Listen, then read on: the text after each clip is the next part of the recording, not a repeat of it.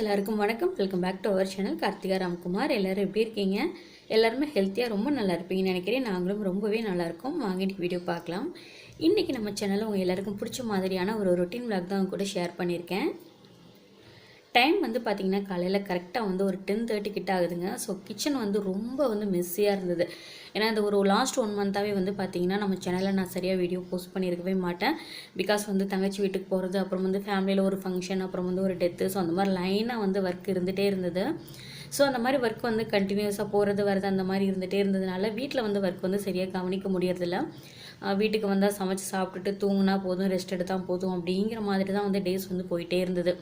அதுவும் இல்லாமல் அம்மாவும் கொஞ்சம் உடம்பு சரியில்லாமல் இருக்காங்கிறதுனால கொஞ்சம் எனக்கு கிச்சனை சரியாக டைம் எடுத்து க்ளீன் பண்ண முடியல. சரி ஓகே, ரொம்ப மெஸ்ஸியாக இருக்குது, ஒரு மாதிரி பிசு பிசுன்னு இருக்கிறதுனால குட்டி குட்டி ஈயெல்லாம் வரதுக்கு ஸ்டார்ட் ஆகிடுச்சு. ஸ்டார்டிங்லேயே அதை எப்படியாவது க்ளீன் பண்ணிடணும் அப்படின்னு சொல்லிட்டு தான் இன்றைக்கி என்ன நடந்தாலும் பரவாயில்ல அப்படின்னு சொல்லிட்டு காலையில் பிரேக்ஃபாஸ்ட் முடிச்சதுமே நான் க்ளீனிங் ஸ்டார்ட் பண்ணிட்டேன்.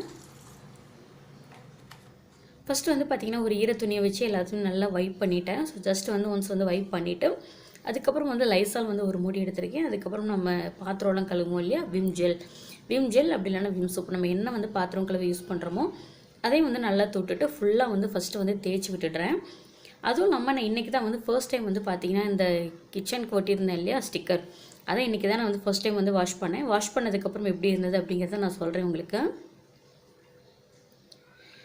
இந்த ஸ்டிக்கர் பார்த்திங்கன்னா நான் அப்பப்போ ஜஸ்ட் அப்படியே ஈர துணி மட்டும் தான் வச்சு வைப் பண்ணிகிட்டு இருந்தேன். பட் அந்த மாதிரி நம்ம தொடச்சிட்டே இருந்தாலும் கூட ஒரு கொஞ்ச நாள் ஆனதுக்கப்புறம் ஒரு மாதிரி அந்த ஸ்டிக்கர் பிசு பிசுன்னு ஆகிறதுக்கு ஸ்டார்ட் பண்ணிடும். அப்போ இந்த மாதிரி பிசு பிசுன்னு ஆகிடுச்சு அப்படின்னா அந்த குட்டி குட்டி ஈயெல்லாம் அதில் உட்காந்துரும். ஸோ அதனால் அப்பப்போ நம்ம இந்த மாதிரி சோப் போட்டு நம்ம வாஷ் பண்ணிக்கலாம். பட் சோப் போட்டு வாஷ் பண்ணாலும் கூட ஸ்டிக்கர் பிரிஞ்சிட்டு வந்ததா எப்படி இருந்தது அப்படிங்கிறத நான் வீடியோ எண்டிங்கில் சொல்கிறேன். ஃபஸ்ட்டு ஒரு டைம் சோப் போட்டு நல்லா க்ளீன் பண்ணி தொடச்சிட்டு திரும்ப நெக்ஸ்ட் டைம் திரும்ப நான் செகண்ட் டைம் நான் சோப் போட்டு நான் வாஷ் பண்ணுறேன். ஏன்னா ரொம்ப நாள் ஆச்சு. நான் ஜஸ்ட் அப்பப்போ ஈர துணி மட்டும்தான் வச்சு வைப் பண்ணிகிட்டே இருந்தேன். கொஞ்ச நாளுக்கு அப்புறம் நம்ம க்ளீன் பண்ணி இப்படியும் எனக்கு தெரிஞ்சு ஒரு 20 நாள் கிட்டே இருக்கும்னு நினைக்கிறேன். ஸோ ஒரு 20 நாளுக்கு மேலே ஆயிடுச்சுங்கிறதுனால ஃபுல்லாக நம்ம சோப் போட்டு ஒரு 2 or 3 டைம் நல்லா சாட்டிஸ்ஃபேக்ஷனாக கழுவுனா தான் எனக்கு கொஞ்சம் திருப்தியாக இருக்கிற மாதிரி இருக்கும். ஸோ அதனால் சோப் போட்டு நல்லா கழுவி விட்டுட்டு அதுக்கப்புறம் நான் இந்த மாதிரி ஒரு வைப்பர் வச்சு நல்லா வைப் பண்ணி எடுத்துடுறேன். எடுத்துகிட்டு அதுக்கப்புறம் நம்ம நல்ல ஒரு சுத்தமான துணியில் தண்ணியை பிழிஞ்சிட்டு அதுக்கப்புறம் நம்ம நல்லா தொடச்சி எடுத்துக்கலாம்.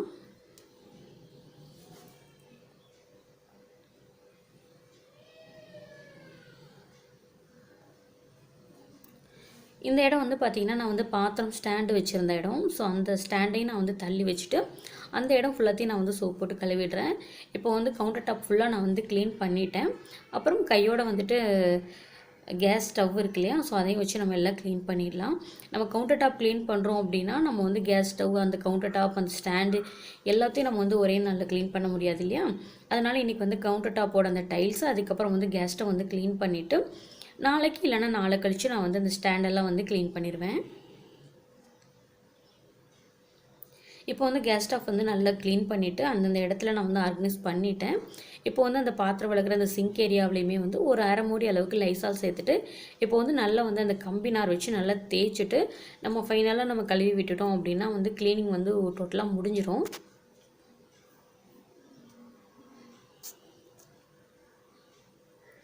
இப்படி தான் இருக்கும். நம்ம அப்பப்போ ப்ராப்பராக க்ளீன் பண்ணலை அப்படின்னா இப்படி தான் ஒரு நாளைக்கு நம்மளை வச்சு செஞ்சிடும். நமக்கு ரொம்ப கஷ்டமாக இருக்கிற மாதிரி இருக்கும். பிசு பிசுன்னு இருக்கும், ரொம்ப ஸ்ட்ரெயின் பண்ணி அதை நம்ம துடைக்கணும். ஸோ அந்த மாதிரி ப்ராப்ளம்லாம் ஃபேஸ் பண்ணுறதுக்கு தான் வாரத்தில் 2 நாள் 3 நாள் ப்ராப்பராக அதை க்ளீன் பண்ணிகிட்டே இருக்கணும். இப்போ ஆல்மோஸ்ட் எப்படியோ க்ளீன் பண்ணி முடிச்சிட்டேன். இன்றைக்கி தம்பி இன்றைக்கி ஈவினிங் தான் ஆஃபீஸ் கிளம்புறாங்க. ஈவினிங் ஷிஃப்ட் அவங்களுக்கு. ஸோ அதனால் ஈவினிங் வீட்டில் இன்றைக்கி ஆஃப்டர்நூன் வீட்டில் தான் அவங்களுக்கு லஞ்ச். ஸோ ஏதாவது கொஞ்சம் சாம்பார், புளிக்குழம்பு அந்த மாதிரிலாம் வேண்டாம் அப்படின்னு சொல்லிட்டான். ஸோ அதனால் வெஜ் பிரியாணி தான் பண்ணலாம் அப்படின்னு சொல்லிட்டு வெஜ் பிரியாணி தான் பண்ணுறேன். பிரியாணிலாம் பண்ணுறதுக்கு முன்னாடி அரிசி ஊற போட்டுட்டேன். ஏன்னா கொஞ்சம் கவுண்டர் டாப்பில் க்ளீன் பண்ணது ஒரு மாதிரி லைட்டாக டயர்டாக இருக்கிற மாதிரி இருந்தது. சரி ஓகே, கையோட ஒரு காஃபியை குடிச்சிடலாம் அப்படின்னு சொல்லிட்டு தான் காஃபி போட்டுட்ருக்கேன். எனக்கும் அம்மாவுக்கும் காஃபி போட்டுட்ருக்கேன். நான் எப்போவுமே பார்த்திங்கன்னா சிலிண்டர் வாங்கி ஃபஸ்ட்டு ஒரு 1 மந்த் வரைக்கும் நான் டீ, காஃபி அந்த மாதிரி மாறி மாறி போட்டு குடிப்பேன். பட் அந்த சிலிண்டர் தீர்ற ஒரு கண்டிஷன் வரும்னு சொல்லுவாங்க இல்லையா, வாங்கிட்டு ஒரு 50 நாள் ஆச்சு, ஒரு 40 நாள் ஆச்சு, அந்த மாதிரி இருக்கும்போது அதிகமாக வந்து காஃபி தான் வந்து நான் வந்து குடிப்பேன். ஏன்னா வந்து சிலிண்டர் சீக்கிரம் தீர்ந்து போயிடும் இல்லையா, டீ வந்து சும்மா சும்மா கொதிக்க வச்சுட்டே இருந்தோம் அப்படின்னா. ஸோ அந்த மாதிரி நான் வந்து பார்த்துப்பேன். இப்போ காஃபி வந்து அம்மாவும் நானும் குடித்தாச்சு. அம்மா வந்து கொஞ்சம் உடம்பு சரியில்லைங்கிறனால வேலையெல்லாம் பார்க்க முடியாது, ரெஸ்ட் எடுத்துகிட்டு இருக்காங்க. இப்போ நம்ம வந்து கையோடு வந்து ஆஃப்டர்நூன் குக்கிங் வந்து ஸ்டார்ட் பண்ணிடலாம். குக் பண்ணுறதுக்கு முன்னாடியே நான் வந்து என்னென்ன வேணும் அப்படிங்கிறத நான் வந்து எடுத்து வச்சிடுறேன். புதினா வந்து பார்த்திங்கன்னா நம்ம செடியிலே வந்து பறித்தது தான். புதினா, மல்லி, அப்புறம் இஞ்சி, பூண்டு, பச்சை மிளகாய், பீன்ஸு, உருளைக்கிழங்கு, நம்ம என்னெல்லாம் போடுவோமோ அது எல்லா காய்கறிகளும் நான் வந்து எடுத்து வச்சிடுறேன். எடுத்துகிட்டு நல்லா கழுவிட்டு கையோடு குக் பண்ணுறதுக்கு நம்ம ஸ்டார்ட் பண்ணிடலாம்.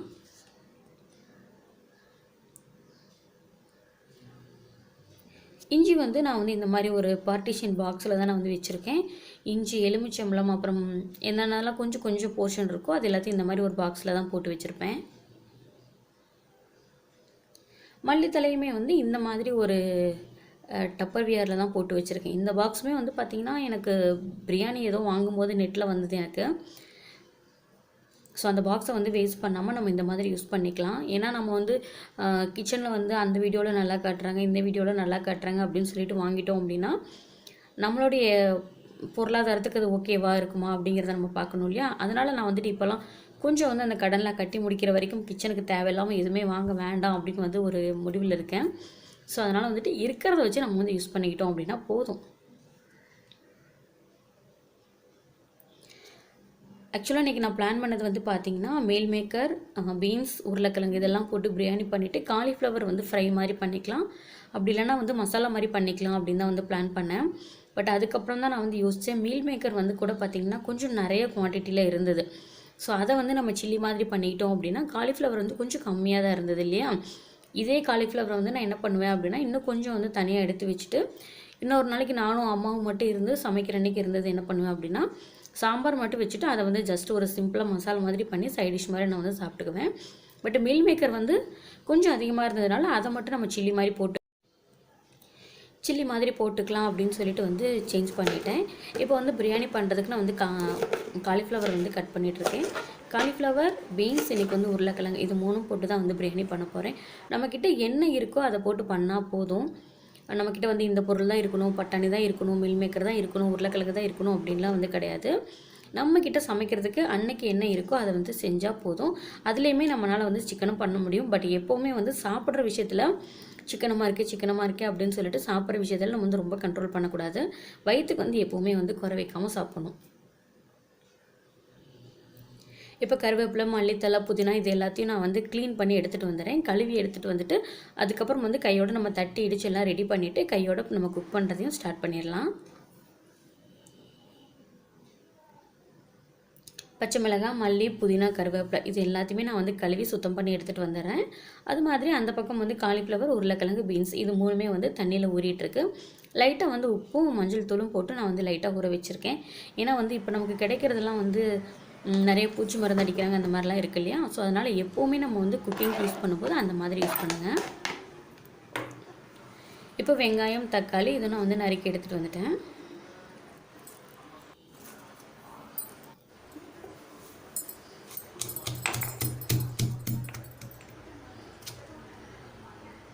இப்போ வந்து நமக்கு வந்து ஃப்ரெஷ்ஷாக வந்து இந்த மசாலா இடித்து நம்ம சேர்த்துக்கலாம். இதில் என்னென்ன சேர்த்துருக்கேன் அப்படின்னா புதினா, 2 மல்லித்தலை, பச்சை மிளகாய், இஞ்சி, பூண்டு, அப்புறம் ஒரே ஒரு ஏலக்காய் வேணும்னா சேர்த்துக்கலாம். பட் இன்றைக்கி நான் வந்து ஏலக்காய் சேர்த்து நான் வந்து தட்டலை.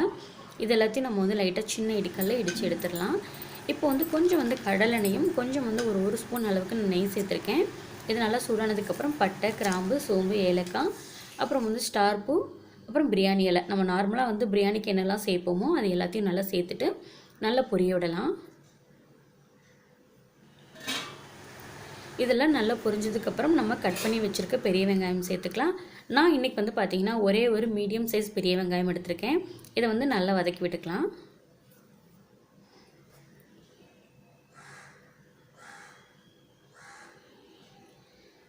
வெங்காயம் வந்து நல்லா வதங்கினதுக்கப்புறம் பச்சை மிளகாய் அதோடு வந்து நம்ம இடித்து எடுத்து வச்சுருந்தோம் இல்லையா, அந்த புதினா, கருவேப்பிலை, புதினா, மல்லி, பச்சை மிளகாலாம் எடுத்து வச்சுருந்தோம்ல அதையும் நல்லா சேர்த்துக்கலாம். சேர்த்துட்டு நல்லா அந்த பச்சை வாசனை போகணும் அந்தளவுக்கு நல்லா வதக்கி விட்டுக்கலாம்.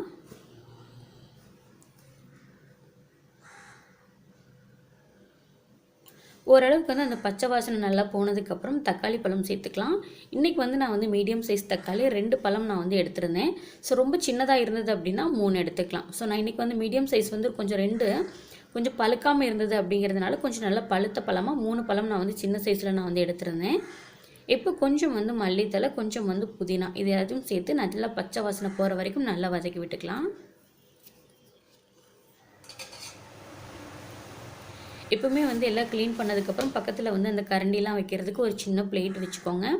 இந்த வெங்காயம் தக்காளி நம்ம எல்லாம் போட்டோம் இல்லையா, இதெல்லாம் நல்லா பச்சை வாசனை போகிற வரைக்கும் நல்லா வதக்கிட்டு கறி மசால் பொடி 1 ஸ்பூன் சேர்த்துக்கிறேன். அதோடு சேர்த்து சிக்கன் மசாலா வந்து ஒரு 3/4 ஸ்பூன் அளவுக்கு நான் சேர்த்துக்கிறேன்.